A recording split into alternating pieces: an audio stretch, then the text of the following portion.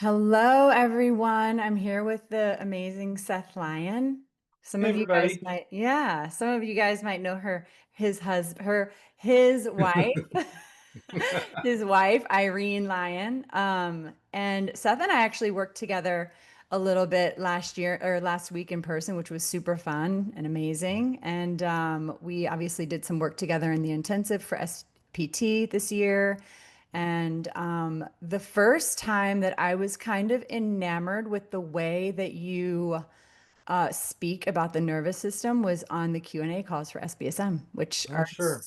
so good. And I really like when I first was taking my first few rounds of SBSM, I was just glued to those calls like for Mm, many rounds. And I try to watch them every single round because they're so good. And I love how you articulate.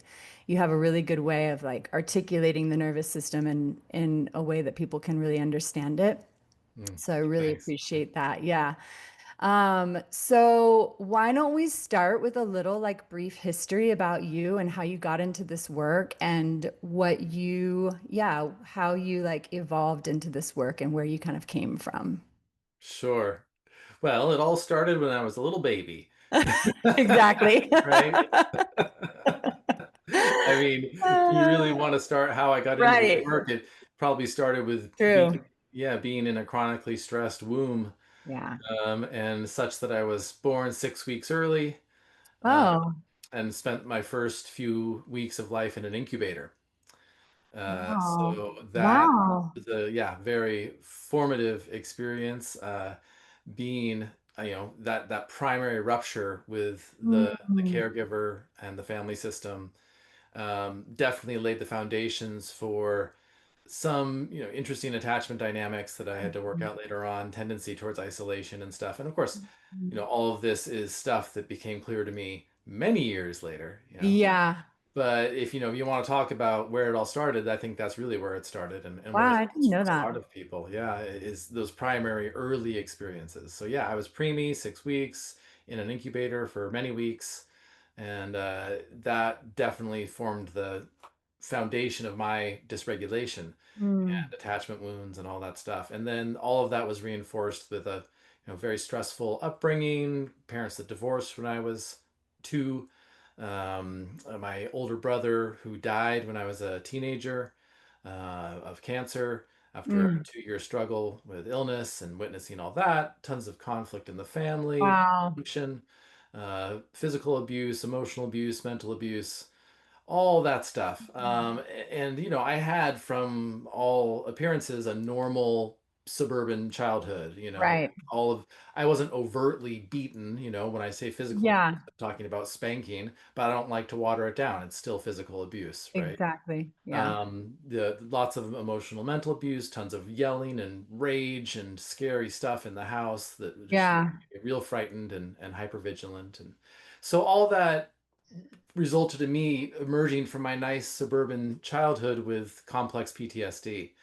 And I made it through college, and then shortly after found myself just choosing these paths further and further out of society until I was essentially living in the jungle in Hawaii with my backpack and a tent. And I spent about 13 years in the counterculture out of society, exploring all sorts of the things that one tends to do when you find yourself in that kind of Yeah. society, right? So, alternative healing modalities, of course, energy work, shamanism, also occult knowledge, such Hmm. as, hidden history, stuff that isn't in the mainstream, stuff that has been labeled as conspiracy theory, which is a very clumsy term, really, because Yeah. it's really just about stuff that isn't that widely known that goes down in the world.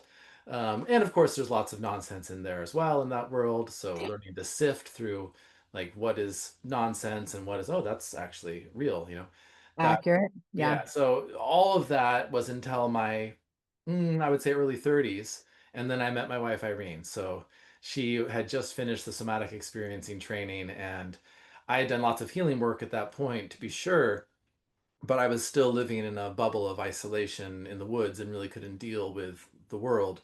I'd go into town and I would have to just stay stoned basically the whole time. And even after, Wow. even with that, like after 3 hours, I had to get out because I'd start having a panic attack. And like, so Wow. I couldn't deal with the world at the point when I met her. And I decided to embark on the great unknown and let's move to Canada and find myself living in the city, and started my own healing work. Started with Yeah. sessions for myself. And then as I discovered more and more about somatic experiencing and the nervous system based trauma work world, I was like, okay, yeah, this is my jam. I'm into this. And it turned out I Yeah. was pretty good at it, and started the training and became a practitioner. So That's have awesome. it from the incubator to the practitioner office. Yeah. Yeah, wow, that's incredible. Like, so I don't know I didn't know the details of like your early history and childhood trauma. So when you were in the woods, did you know that you were like, did you know that that isolation was an issue, or were you just like Mm. managing and you I just thought it thought was that was your life? You thought it was thought that was my life. Yeah, this is just this it. is Right? it. Yeah, Right. this is how I want to live. This is my choice, right? This is my The preference. So the healing work was just like, oh, I'm evolving my soul essentially, but not like there wasn't that awareness around the trauma patterns becoming like forming these habits. Not until much later. Yeah, not Right. until much later. Even during the first few years of doing the work for myself, I wouldn't say I really had a clear grasp of Yeah. how formative those early experiences were in, forming my patterns of distrust of people, of Yeah. systems, of Yeah. power, of Exactly. right. Yeah. So this is a good segue into like what I'm talking about right now, as like freeze being these like kind of veils of consciousness, because I feel like everybody has this level of freeze, and even people who are approaching this work that know they're dysregulated because of their current behaviors or current, patterns that they think are not ideal, or they have chronic symptoms, but there's still this like uh we gaslight ourselves a lot. Like there's a lot of cognitive dissonance I've realized through my own healing, but in watching my clients and stuff come to these realizations of like, oh wow, like my childhood was not like it was an issue. Like, Yeah. we don't realize because it's so ingrained in our programming. Yeah. And I feel like we all have a lot deeper freeze, like I was saying before we recorded, like than we realize. And then it's just this programming, it's societal programming. It took me a really long time actually to understand truly what happened to me and Mm. what set the foundation and get like a really, I'm still doing it actually, get a really clear picture on that. But do you feel Yeah. like everybody kind of suffers from that, like sort of veil of like what really happened Mm.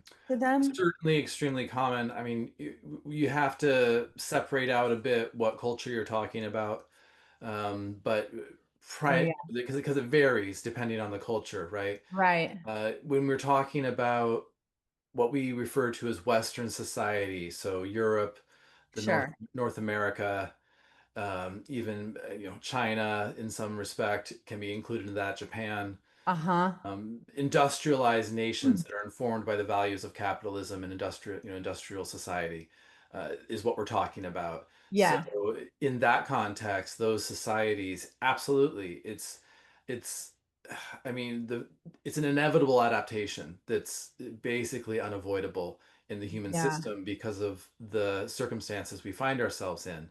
Right. It's just the reality of industrial society that it doesn't support human beings in being effective mammals, essentially. Like it's Right. cross purposes with what we need in order to develop into healthy human beings, because human beings are interesting. We're spiritual, energetic, highly conscious beings with all sorts of amazing untapped Exactly. potential in ourselves. Exactly. And Yeah. we're mammals, Hmm. and our with the mammalian system doesn't get supported, none of the other stuff can really truly develop to its potential. And that's where we find ourselves, is our mammalian system coming up against these realities of industrial society, And the only thing it can do is start to numb out at a very early age because Right. of the stresses around us. Now, if you talk about a society that is much less developed,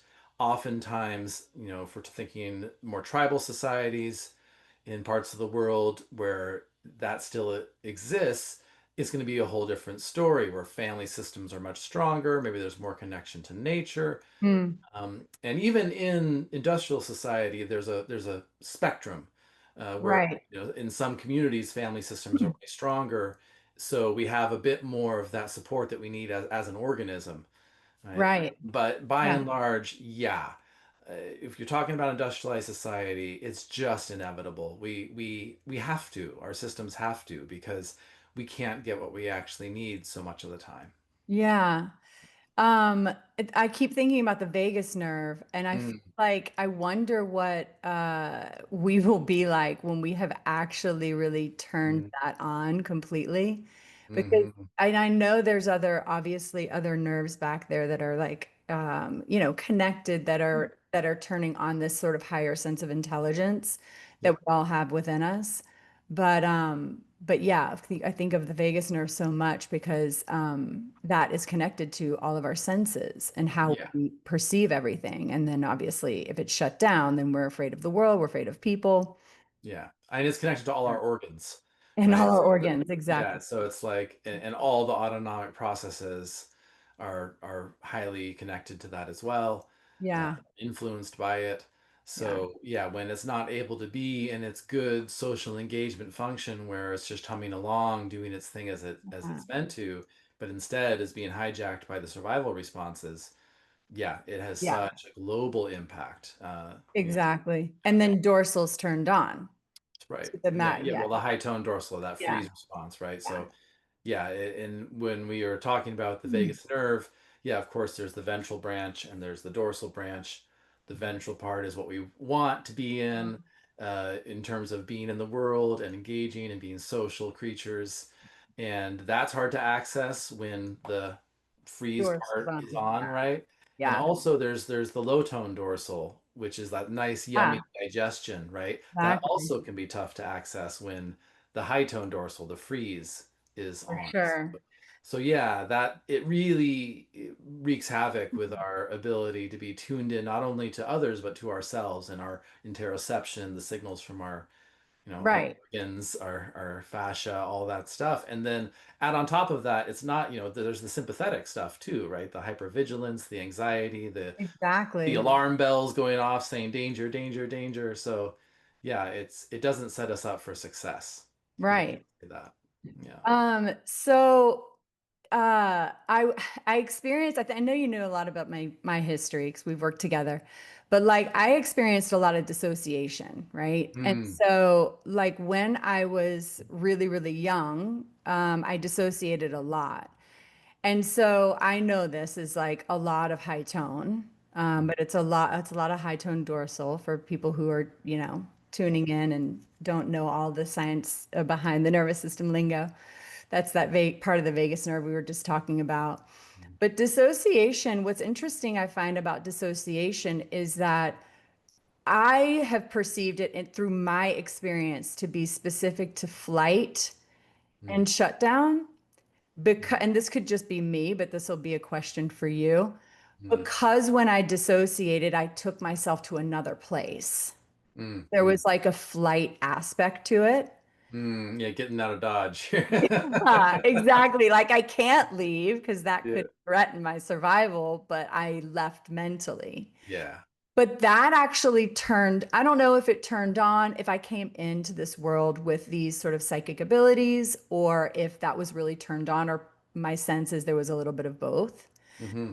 But do you find that that is true when trauma happens, that these types of abilities turn on? And then how would you explain, Mm, it's getting kind of complicated, that the vagus nerve, if the vagus nerve is part of those senses, right? Then it's like it's active a little bit, but mm. there's another part that's kind of shut down. Being in the here and now is shut down. Yeah. And then sympathetic is still in there, so complex. But do we find that? I always talk about like how these psychic abilities kind of interweave with trauma, but Hmm. also they tend to get more fine-tuned and we tend to be able to use them more efficiently and accurately, I feel like, as we get regulated. So anyway, it's like, right? So it's like this really interesting mix that I've learned, that I've noticed, Yeah. because it's for me, it's just changed. My psychic ability has changed so much. I don't have to leave my body anymore to access it. Hmm. But there's also a part of me that's like, oh, that was really fun. Like I kind of want to do that again, you know? Right, right. And it's like I kind of can't really Yeah, anymore, you yeah, know? Like yeah. maybe if I really tried, um, I could like fully leave, but I kind of can't anymore. And I guess that's a good thing. But yeah, what are your thoughts around that? Well, so this is first, let's highlight the polyvagal nature of us, right? Yes, So this is, of course, Stephen Porges has coined the term polyvagal, and what this simply means is we're not just one thing, right? There's right. not just one thing happening in terms of our nervous system and what it's doing. So we can have access to multiple states or be under the influence of multiple states at once. So you can Right. have that high tone dorsal humming away. Now, why does that enable dissociation? It's because that is part of the survival response in terms of how it's meant to be used. So Right. in every other mammal, right, this is evolved. It's like it kicks in and it literally like the blood is coming away from the brain, like the blood is coming away from Right. the blood is going into the core in order to preserve the organs and the vital functions because this is evolved in the context of like there's a freaking lion gnawing on me, right? Right. And I don't want to be present for the pain of that Uh, experience. So I'm also able to check out like this is supported by that survival response. Now, when it's used in this recruited in settings that are not actually life threatening, but because of the needs of our human system, which is so complex, are perceived as life threatening. mm-hmm. This is where it gets so tricky, is because as Right. human beings and because of what we need for proper development, if we can, our system can perceive something that is not actually a life threat as a Hmm. life threat because it's not enabling us to develop in the way that our system sort of knows it needs, Yeah. right? So talk about just a caregiver who's absent. Maybe they're present, but they're not there, right? They're Right. themselves are checked out, or they're highly stressed, or they're always on their phone, or they're not fully able to attune or respond. Even in that context, a little developing system is going to be sensing, hey, I'm not getting this feedback that Hmm. I need in order to develop. Hmm. I'm not getting, it's like a plant not getting the water it needs. Right. You know, Light. right. So it can feel like a life threat, even though it's not necessarily in the same way as it would be in the context of how these responses evolved. So Right. that's what makes it so interesting that we are these beings with these creative brains that Yeah. still have these primitive survival responses. And so this kind of dissociation that bridges into spirituality that you're describing happens because of our unique complex nature, right? We have the ability to Yeah. have our creative introspective mind online at the same time that we're dissociated. That's Right. polyvagal, right? That's wild. And that is what Yeah. often can facilitate these types of experiences, such as you describe, where it's like, wow, okay, hey, my Yeah. physiology is enabling me to check out. Woo, let's fly with that, let's have some fun. you know, Like because literally go flying. I'm also a spiritual being. So, Right. yay, awesome. I don't have to be in all this messy, dangerous feeling stuff Yeah. here. I can go out here and have all these experiences, which are also real. So Yeah. that It's is kind wild. of, yeah, it's wild and it's pretty unique, I'd say, to human beings as far as I know, because of the complex mix of primitive survival adaptations with an incredibly intricate, creative, spiritual self, Higher brain. right? Yeah. And that higher So brain. Exactly. yeah, so that's part of it. I Right. think the other part of it is we have to get into the fact that we are energetic beings. Okay, so Mm. we also are we're electromagnetic, right? We are, if you go into quantum theory, we are vibrating particles. We are Yeah. vibrating. We are frequencies. right? We are kalapas, as this say, right? We are these tiny vibrating Yeah. particles. We are waves of light, however you want to express it, right? We are subtle beings as well Mhm. as fleshy. Again, it's not one or the other, it's both. Right. So we have an energetic field or an auric field Yeah. that is supposed to function autonomically, kind of in a similar way as our nervous system. Like it's supposed to be able to do its thing in terms of sort of filtering out what isn't good for us, protecting us energetically, enabling us to have a sense of really being able to show up and be powerful, be Mhm. tuned in. A lot of this stuff is enabled by our energetic bodies. There's more than Right. just one, right? There's many sort of layers of self. Yeah. And so when we experience trauma and wounding early on, there can be ruptures in the energetic field that happen. And these tears or ruptures Yeah. also can enable all sorts of psychic phenomenon and experiences, both positive and also negative, because also they Mm. can make us vulnerable to beings that are also energetic but maybe not physical, right? Right. So that, and there's good and bad people everywhere, as we like as my grandma would say, like There's good and bad energies there's everywhere. good and bad energies everywhere, right? And so if we Yeah. and there's also the law of attraction, and that we tend to, because we're manifesting beings, we tend to attract what we vibrate. Right. So if we're sitting there as a young developing person with all these wounds and survival energy and suffering and holes in Mhm. our aura, then we're open to attack or influence from beings that aren't so great. And also, we're open to perceiving other people in a way that can be highly intuitive, right? Right. It's like this is where we get into empathy and how empathy can get sort of hijacked by hypervigilance and put Mhm. on steroids essentially. So it's like Yeah. it's like a way of using empathy to survive. Like you feel that, oh, I can feel from 2 rooms away that my dad's getting pissed.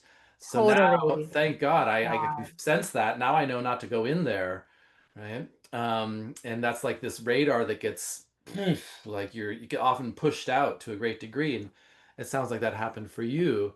Uh, Yeah, for sure. so all of those things come into play, right? The nervous system and how that informs our physiology and our mind, and Hmm. also how that plays out in our energetic self. Those wounds. Right. Yeah. So interesting. And then how it correlates with the chakras as well, because Mm. if there's like if the root chakra is connected to that first layer of the auric field, which is the one that like is the closest to our body, that Mm. represents our physical structure the most. And you think about the root is all the family structures, the early stuff. Family, home, Right. safety. Exactly. Yep. And then all of a sudden, that part of your field gets ruptured. You're no longer protected in that Mm. close, that personal way. That's right. Um, so interesting. What I also noticed as I, was combining, was doing energy work also before I was into this nervous system work. And then when I started learning about the nervous system, what I noticed in people's auric fields was the people who did have an adaptation like I had, where they became even more tuned in psychically because Yeah. of their trauma, they had stronger fields here and Mm. then just totally depleted in the root. Yep. And I found myself like my energy healing sessions were so concentrated on just really trying to get the energy to be balanced all the way down to their feet. And oftentimes I would see that there would be like a cutoff mark at the Mhm. waist, Yeah. you know? Yeah. I would say, like, can you feel your legs? Like, and Hmm. I had a couple clients be like, that's so weird. Like, I feel like I can't really feel my legs. Mm. Very interesting. And but it's also interesting that like the dorsal is is down there and that's activated, right? But it's just like freezing everything up. Yeah, and not also the physiology itself, the musculature and the fascia, right? So that's Ah, yeah, if we're hypervigilant, the pelvic floor will almost always be chronically tense. Exactly. And it's Right. turned in, right? So the structure of it matters too, right? Because it Yeah. collapses forward. Yeah. Yeah. So there's There's there's that yeah, the change. various constrictions in the physiology of the tissues, all of that sort of keeps sending the signals of danger. Uh, Right. and we're not going to want to inhabit areas that feel Yeah. dangerous, right? Right. And Earth feels dangerous, so we don't want to like connect to it almost, right? It's like that Mhm. connection of the feet. Yeah, yeah, you're more able to flee into the Yeah. spiritual realms when you're not grounded. Yeah. Did And you like, go ahead?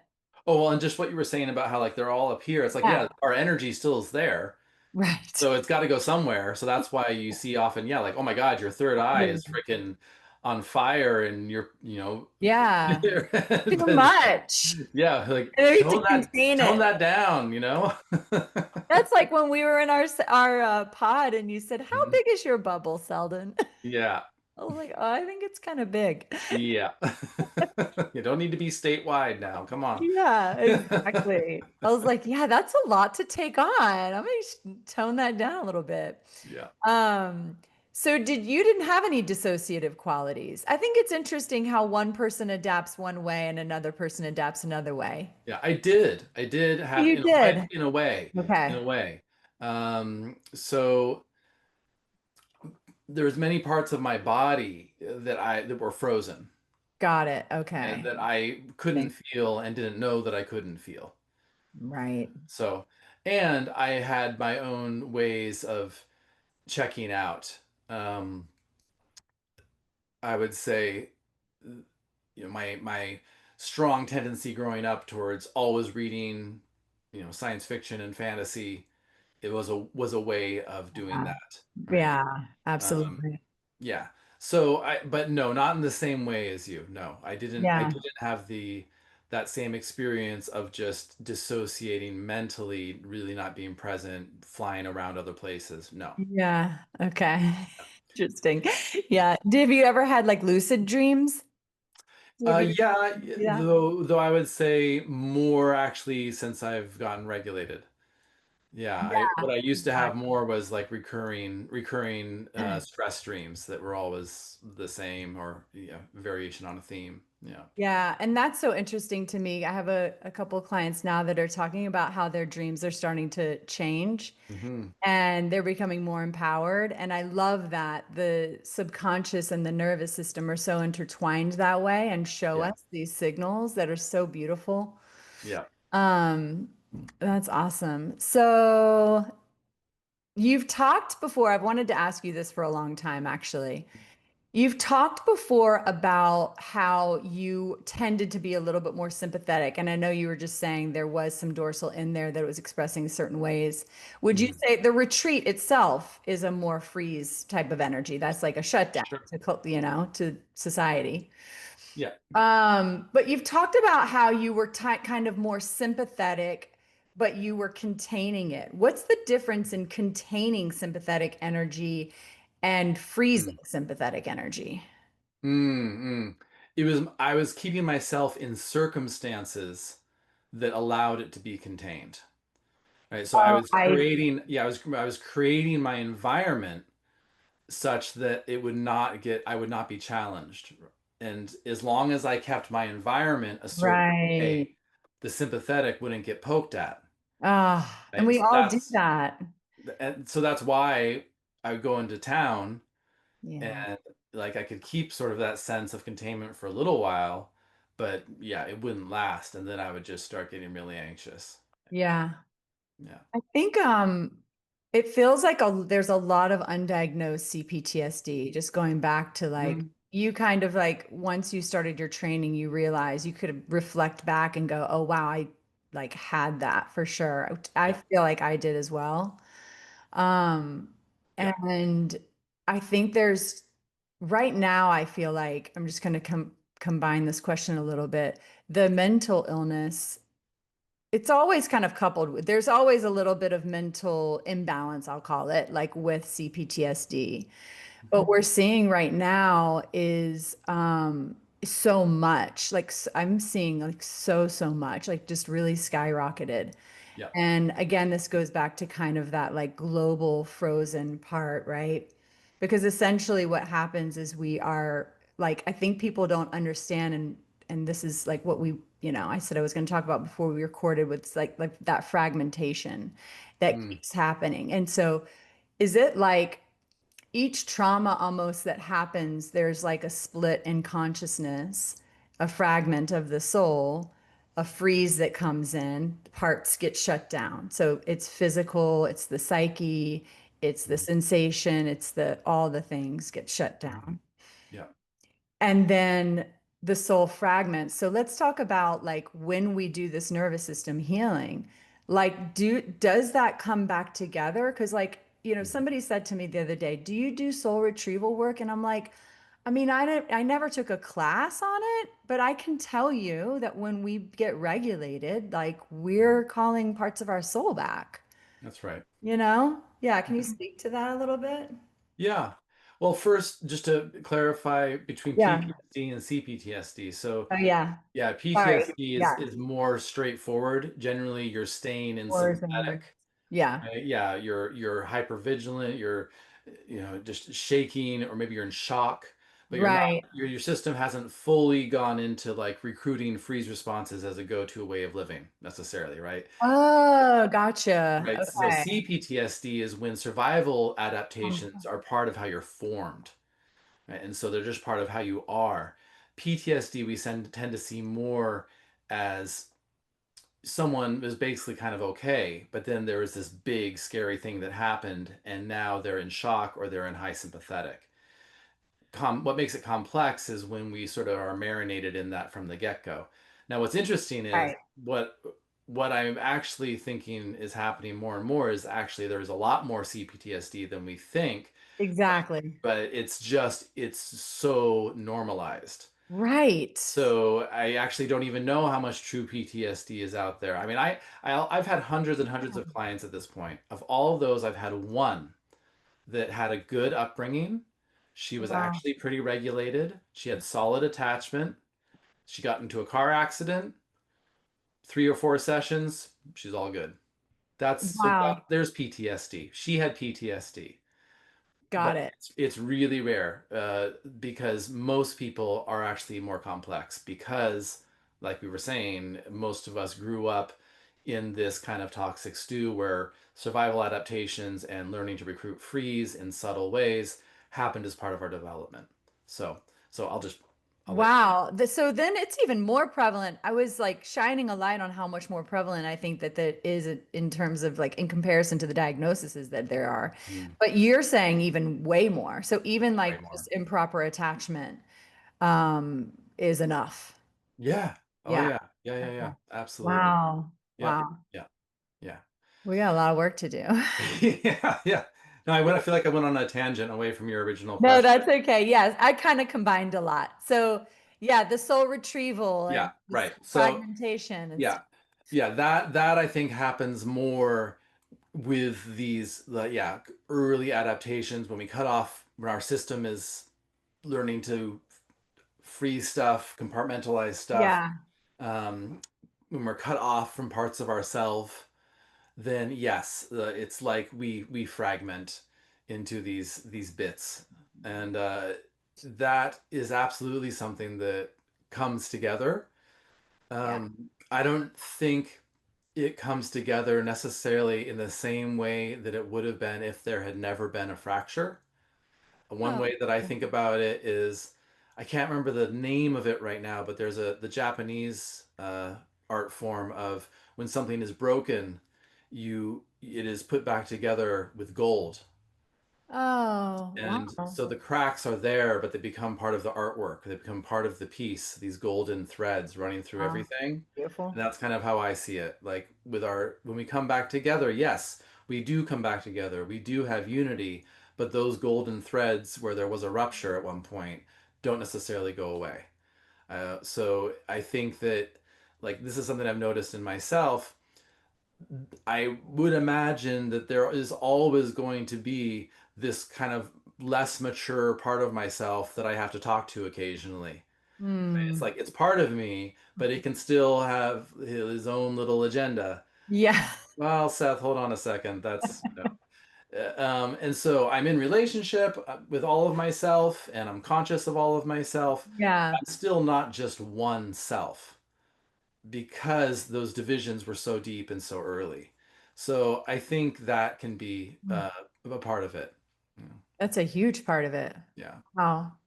But that is, it's not, it doesn't have to be suffering. It doesn't have to be painful, right? Exactly. Have you ever worked with somebody that had been split so much that it was like, I mean, Mhm. let's take I think of like a paranoid schizophrenic that Mhm. that it's clearly like really split a lot. So I mean, unfortunately, yes, and so this is the thing. Really, not everybody is ready for trauma work, nervous system work, Right, or should start exactly. there. Yeah. When we're talking about really severe cases, that doesn't go well. And I've had enough experience now. When I was early in my practice, of course, I was all gung ho. Like we can Everyone. I can help everybody, and then as you learn, you realize actually no, this person's going to be better served if they start with something like DBT or CBT or something that's more in the psychology, Yeah, even medication. even medication, absolutely. Yeah. Yeah, some people are going to need to get some stability from medication first and have feel what that's like so they can come more into themselves and get ready for the nervous system work. So yes, I've had some clients that really should not have done trauma work that actually ended up making it worse Mm. because we actually, yes, we unpacked the trauma and the fragmentation, but then there wasn't enough capacity to actually bring that together. So then it became actually worse because it would have been better if it had just stayed packed up until Wow, that's really capacity had been interesting. built. Yeah. Yeah. I actually saw someone that happened to, and she was not like in the schizophrenic type arena. She was in the functional freeze. Right. And that was really interesting because she was very high function, like, beyond her capacity, high functioning Yeah. in the extreme sports and that kind of arena. And she started doing this work, did a lot because she went into it with the like do it all really hmm fast kind of hmm mentality. hmm And she blew her system out. And I think that what we talked about in Whistler was it being sneaky powerful is Yeah. relevant because people think that because we're not like doing a lot, hmm especially in those early parts of just building that foundation of orientation, feeling the body, all these things, that it's like not doing much. And that's really the trick of it is that it's doing a lot. Oh yeah. Yeah, even the simplest of interventions in the nervous system based trauma healing world are going to be about in some way becoming a bit more present to your Right. experience or to your environment. Yeah, And exactly. yeah, that is extremely powerful when we've spent our whole life being not present in ways Yeah. we may not recognize. Yeah, absolutely. So let's talk about like the world a little bit now. What Mm. do you Yeah. I know that Well, you're so educated. You wrote this amazing book, which I haven't read in a few years. mm, And that's about history. So not yeah. to confuse these two now, but Well, it's also about what's how happening now. relevant. It Right. also at the end it gets into what's happening now. Yeah, Yeah. okay. Yeah. Yeah, what do you think? What do you think's going to happen for us in the next like 10 years? Where do you think Mm, how are we going to evolve? How are we going to I f- I don't know. Yeah, I feel like people like us are going to kind of continue to kind of be separated from this other sort of 3D world mm, going mm, on. mm. But yeah, how do you see all this playing out? Well, what you said a little bit ago about it seeming like uh, people's mental difficulties are skyrocketing, which is Yeah, definitely supported by the evidence yeah, in the data, right? People yeah, are getting worse and worse, not just mentally, but physically, chronic illness and exactly. autoimmune Yeah, conditions, all of it is going up. And that has a lot to do, I feel, with what is happening globally in many different ways. Hmm. Okay, so I want to talk first, I guess, fundamentally about sort of where we are Yeah. in space. So, Right. Do you and believe that we are in space in a globe? oh Honestly, yes, you yes, do. yes, Okay. oh yeah, oh yeah, Wasn't sure.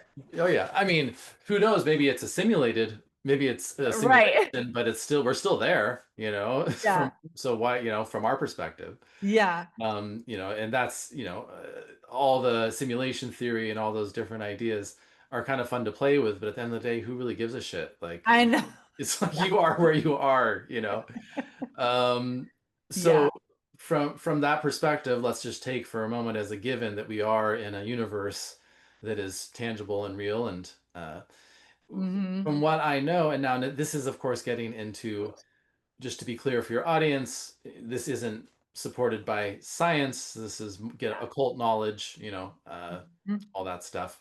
But speaking astrologically, on December 12th, 2012, which was the end of the Mayan, not the end, but the end of a cycle of the Mayan calendar, and also lined up closely with the yugas and a few different measured calendar systems. There was a Yeah. big shift where the planet moved into a different region of the galaxy and the universe, where for many hundreds of thousands of years we've been in an area that was more dense, that was more supportive of the types of systems of control that have been here.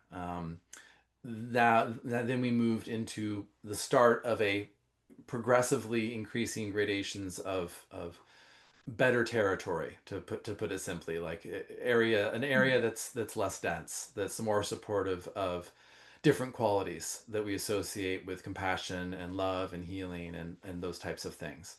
So the waters that we're swimming in as a planet have changed. Hmm. Starting back then was just, I mean, it's a gradation of experience. It's not like you can draw a line, but that was a significant marker for many cultures with that date. Yeah. You can feel it. And you can, yeah, yeah, yeah. There's been a lot of acceleration since then. Yes. Right. So I would say that as a result of that, and as a result of all the healing work that people have been doing on this planet, the spirit of our planet itself is has become much more liberated. She is waking up. She has taken over the show. She is in charge now, from my perspective, Gaia, her Yeah. energy, her frequency, and essentially she ain't taking no more bullshit. Right. So if we look at this from a trauma healing perspective, the earth has learned that she doesn't have to make space for people that abuse her. Uh, Wow. and so there is a process, a shedding process happening where if you're not working on your shit, it's going to get worse. And if you are Yeah. working on your shit, and everything's going to get a lot better. And so Right. when we talk about, there's a split happening. I Yes. don't view it as like some kind of ascension paradigm versus, 4D, 5D, 3D, that kind of stuff. I don't really look at it like that. It's like, are you working on your stuff? Are you connected to wanting to heal and, if Yeah. possible, be of service to other people?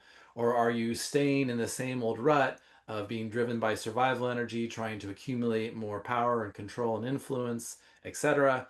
And these are the paths that are diverging. And for people who are choosing to turn towards themselves and their healing, I think life is going to get better and better. That doesn't mean it's going to be easy. It'll be, the journey of trauma healing isn't easy, it's difficult. Right. Right. But in a big picture sense, I think, and what I see, not just what I think, is that those people who are really doing the work are having better and better experiences as they go through life. And those who are not yet are having more and more symptoms, more and more difficulty, more and more mental trouble, physical pain, etc. So I think that big picture is what's happening. Yeah. There's a healing going on, and if you're not getting on the healing train, then you're going to have a different experience. Do you think eventually then that it will be that just the people who are healing remain here? Yeah, eventually. It's a filtration process that Yeah, continuing to yeah, happen. yeah. Now I think the next 10 years are going to be real messy. I Um, think so too. Yeah. it's, there's so many things happening. The old systems of control no longer have any energetic infrastructure that's supporting them, from my perspective. So all the old systems of control that have been going on for hundreds of thousands of years are have lost their foundation, and so they're still here, a lot of them, and they're basically like, "Arr!" Yeah. like someone Scrambling. falling off a table trying to grab on, and so it's like Yeah. in these sort of death throes of trying to maintain some kind of grip on power, we're going to see more and more chaos Right. as those systems disintegrate. So I think that that's going to be pretty messy for a while. Yeah. Interesting. A good time to really tune into your local environment. Exactly. And if your local environment isn't good, to consider changing it if that's possible for you. Yeah. Yeah. That's really good advice. I feel like it's so interesting when you reflect back, like, for me, what was happening in 2012. I Hmm. had just had my daughter, and Hmm. literally my spiritual awakening was just like, and then 2020 was another big shift for a lot of us. Hmm. I remember specifically in 2020, I was like, oh, it's real. Like, it's really Hmm. real. This is really happening. I need land outside the city. I need to find Hmm. my farmers. I need to, and when you have these conversations with people who are in their awakening and like, keen to all of these things and I concepts and understandings, they're doing the same thing. We're all Yeah. like doing the same thing. Like, oh, we need to get out of the city. Like, we need to, I don't know where this is going, but I know I need Hmm. to like build something else. Yep. And Same here. Yeah, it was yeah, yeah, that was the whole experience of COVID and all the responses to it that we saw, and yeah, it really made another sort of acceleration and dividing line in terms of like, what are your values? yeah, What are you paying attention to? What are you choosing to focus on? All of these. yeah. It was very much an accelerant, I think, for a lot of people. Yeah, So, um, I like it that you didn't use the word that you really use the word ascension and all of yeah, that. it was bullshit. You do think so? Yeah, that's the so my book started as a thesis called The Ascension Oh, Deception. Yeah. That was what it first was, the ascension deception, and it was yeah, essentially a thesis that the desire to ascend is essentially a trauma response. It's a desire to escape the 3D reality because the 3D reality is so painful. But guess what? That's where you have to heal. exactly. Yeah. It's 3D reality is not It's bad. actually a descent. It's actually a descension process, Exactly. Yeah. You you have know? to be that's what's much more important is we have to meet the wounds where they are. And yes, there are spiritual wounds too, but in terms of the density, like we got to go into the deepest, densest Yeah, places and exactly. build from there, right? Right.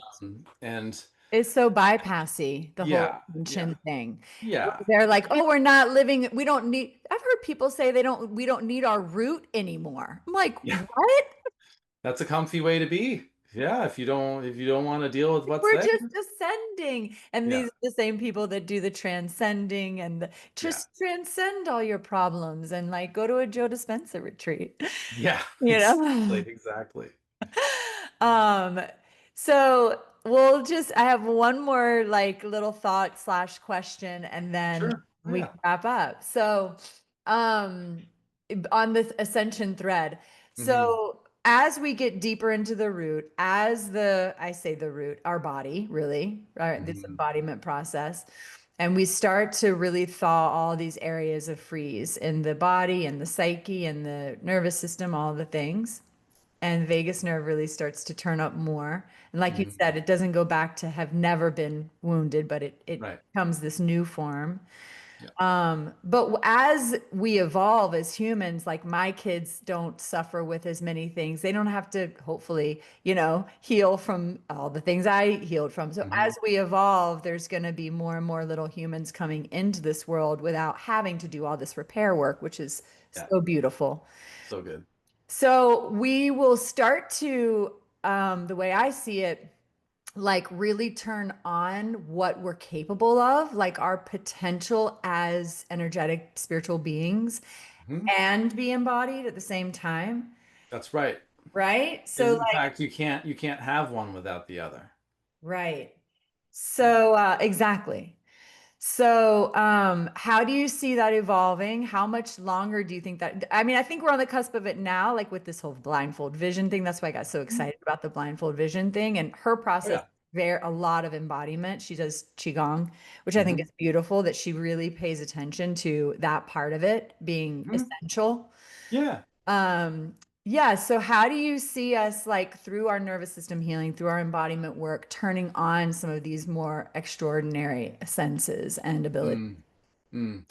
Well, so the it's interesting because of course, like you experience, you can have access to all types of spiritual experiences Yeah, and abilities from as a result of being in the upper chakras, essentially being supercharged and ungrounded and exactly. Yeah. disconnected. Mhm. But they they're kind of weak sauce, like they're not, I don't think they're going to do much. You can have all sorts of experiences that are valid, but like what are you really doing?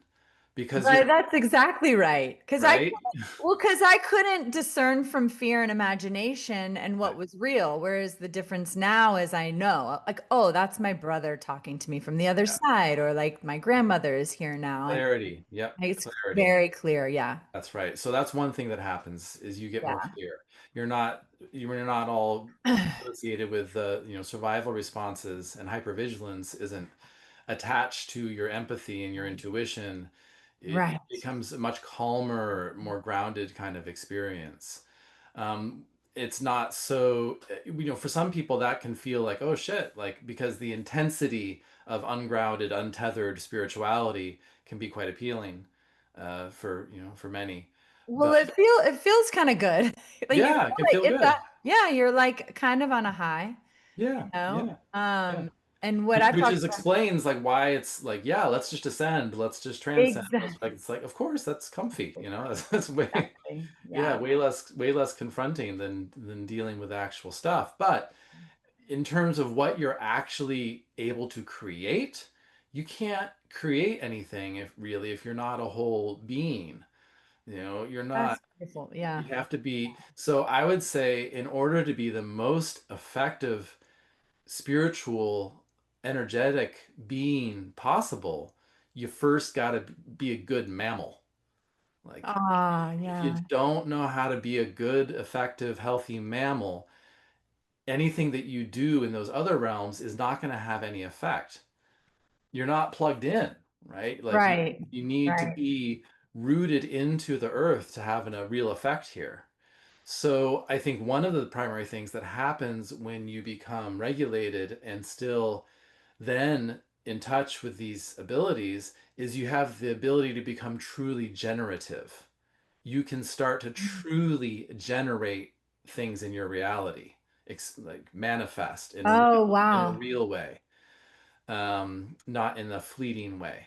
But also regenerating cells, Oh regenerating yeah, your that's body, at all regenerating your levels. heart, right? All the That's levels. right. Yeah, I That's like right. that word. That's a great word, generator. Yeah. That's what I tell, that's often what I'll tell people is like, what can you generate? How can you be Wow. creative in some way? That might mean you just pay extra attention to how you're making dinner, right? Yeah. But be present, like find ways to be present and in connection to what you're doing, which Yeah. is that in itself an act of creation. So that's one of the primary things I would say that happens is you, instead of just having cool experiences, you can actually start to create your reality in a solid way. Now, when I say that, I want to drop a big caveat in there, in that we are all co-creating with each other all the time, Right. right? So it's not like, one of the things that I hate the most from the spiritual community is like when someone is suffering, it's like, oh, well, you create your reality, man. It's like, Oh, yeah, so not unused. helpful. It's like, yeah, we are little generators. We Right. create things, but if we don't know that, and if we're ruled by survival energy, then that's a really cruel thing to suggest someone, because they're not in control. The unconscious is generating, right? Right. All those fragmented selves that we Mhm. talked about, they are generating. Right. Exactly. So then we start seeing why people have repeating experiences that are painful over and over and over again. It's because, yeah, your higher brain's not in charge, man. Your Yeah. subconscious and your fragmented selves are way more powerful. So when you become whole, then you can truly generate from a conscious place that is connected to all of yourself and to the earth. And Yeah. that's, yeah, a very, very powerful place to be. Yeah. Yeah. Yeah, it makes so much sense too when we think about that fragmentation, because those fragmented parts are still generating from the caregivers that were also wounded. And Yep. that's like generational trauma and fragmentation, like, keeps going Hmm. like that. Hmm. Oh yeah. Oh yeah. Yeah, Yeah.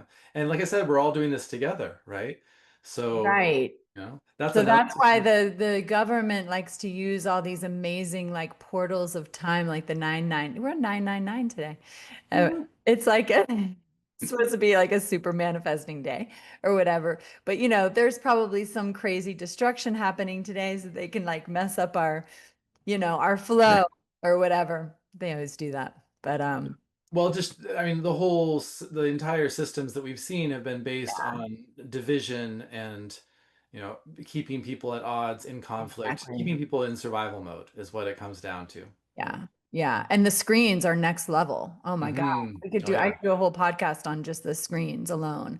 Yeah. Me and Anna were talking over Instagram about the vagus nerve, how disruptive, right? Mm-mm. The Yeah. Yep. how the vagus nerve gets like, you're looking down at your for people who are listening and didn't see me, the Hmm. look down at the phone with that collapsed posture, the neck is Yeah. forward, the shoulders and the tailbone is hunched or Yep. curved in. And it's just another avenue of that more frozen, shut down state that we see in Yeah. posture, but it then carries. Well, it gives you a perfect thing to focus on Oh, while you're yeah, dissociated, right? It's like, exactly. I'm And not then in it's here, like, I'm in the screen, right? And right. And yeah. then it's like, it's also, it's messing with your reality.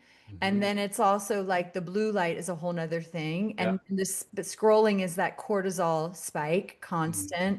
Mhm. It's just like next level, yeah, disrupting all of our Yeah. stuff. Yeah. Yeah, as human beings, we are not nearly ready for the type of technology that we have access to. Right. We're not mature enough as a species to be able to handle these things, which, of course, the people who produce them don't give a shit about. So it's like, Exactly. Yeah. Do you think that some of this technology can benefit us? for sure. Oh yeah. Yeah. It's all a matter of like How you use it, how right? you use it, why you use it, like where are you coming from? I had a very interesting experience with that recently, actually with AI, because I am, have not really been interested uh, Uh-huh.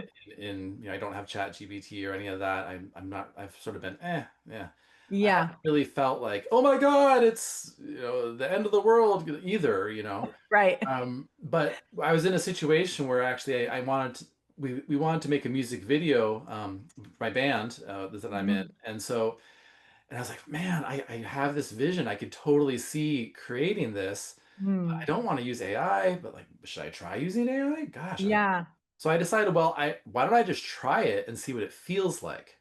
Yeah. Because I've never used it, I've never interfaced with it, I have no idea. Uh-huh. So I went into this, I got this, program which you can generate image and video from, because I had Hmm. this cartoon essentially I wanted to make. Uh-huh. So I went through this whole process of using AI to make a cartoon, where it essentially is the animator and you're giving it instructions. And what I found through that experience is that, just like anything else, there's good and bad people everywhere, right? So Right. AI is essentially a frequency, and it Right. has, in my experience, a negative side and a positive side.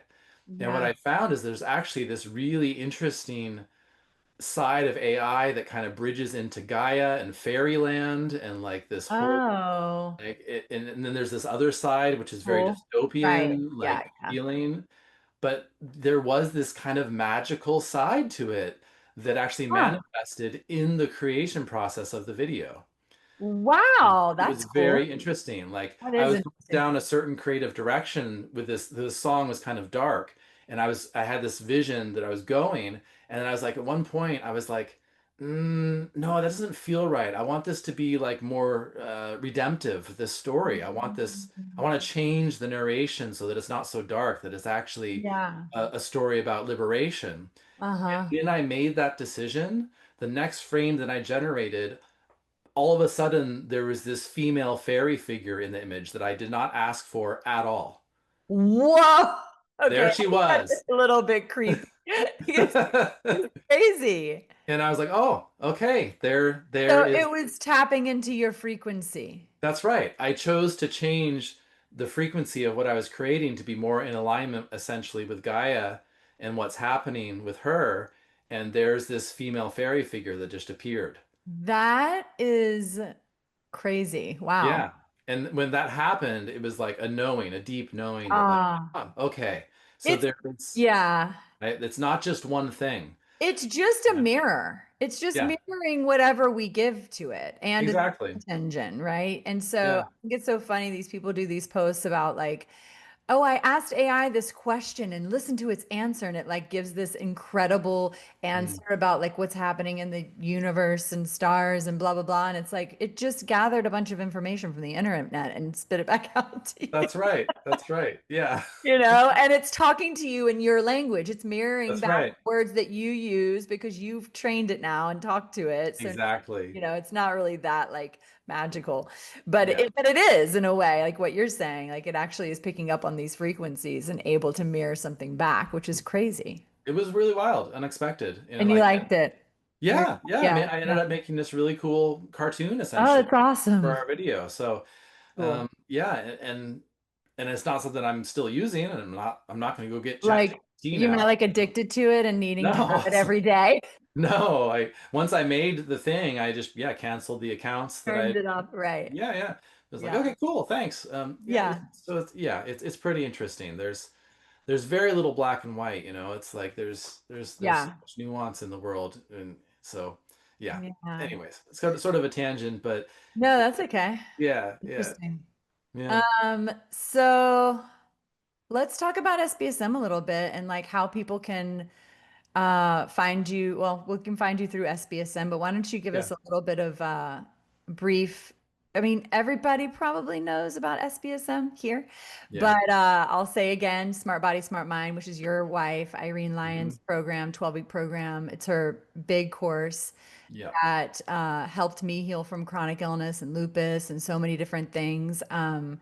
I love the course. It's the only other course other than my own that I promote yes, avidly and like, consistently and believe yeah. in.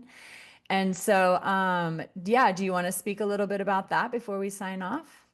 Well, I mean, just it's coming up, Yeah, it's coming up. next round's coming up. We do it twice a year. So my role in that is primarily, as you referenced at the beginning of the call, doing the Q&A calls. Yeah, Some other moderators also will sometimes have guest appearances or will do it on their own if I'm traveling or something. But yeah, yeah, I do most of them. This next round, be doing almost all of them. awesome. So yeah, Cool. that's my primary thing in there is I get your questions and I Yeah. do live And calls. he's really good at it for those of you who are listening. It's very, very good. Yeah, they're fun. All right, cool. Well, the link to that will be in the show notes. Yeah, And that's it. Thanks for joining me cool. today. This was a super fun Yeah, conversation. Glad I got to ask you all these interesting questions. yeah. Happy to Yeah, be here. Yeah, really fun. cool. Thanks. Bye, everyone. Bye, everyone.